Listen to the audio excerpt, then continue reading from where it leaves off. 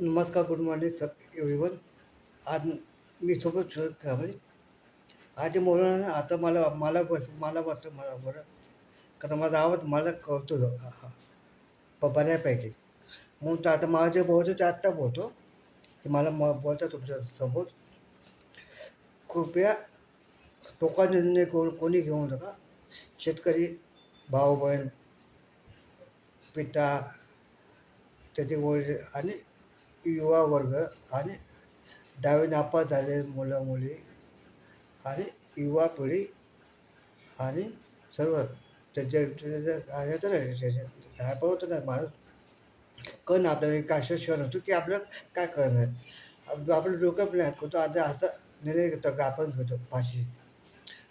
कृपया कोणी फाशी घेऊ नका, आत्महत्या करू नका, प्रयत्न करू नका, कोशिश करू नका प्लीज. काय यातना खूप असतात हो. मी तो या भोगतो म्हणून तुम्हाला सांगतो सर्वांना. जे हा व्हिडिओ तुम्ही तुम्हाला जर पटला हा व्हिडिओ तर तुम्ही शेअर करा.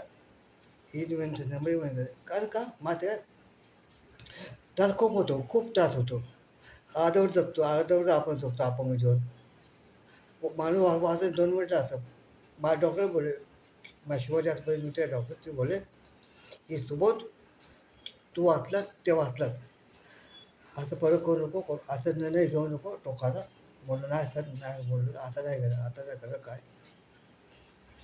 खूप त्रास होतो. आपल्या आई-वडिलांना त्रास होतो. भावाला मित्र-मैत्रिणींना त्रास होतो. खूप खूप म्हणजे खूप त्रास होतो. म्हणून आनंद कोणी घेऊ नका आणि खुश राहा, आनंदी राहा. हीच विनंती नम्र विनंती करतो.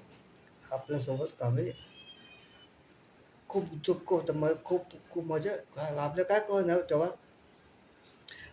माझे 15 वेळ गेले. माझे 15 वर्ष गेले आता. वाया गेले माझे 15 वर्ष. काय मिळणार मला? काय नाही. दुःख मला दुःख. यातनं मला यात नाही. अर्धवट जगून मला यात नाही बोलतात. बाकी काय नाही. असं तर जिंदगी एक सफर है सुहाना या कल क्या हो किसने जाना. जिंदगी एक सफर है सुहाना या कल क्या हो किसने जाना.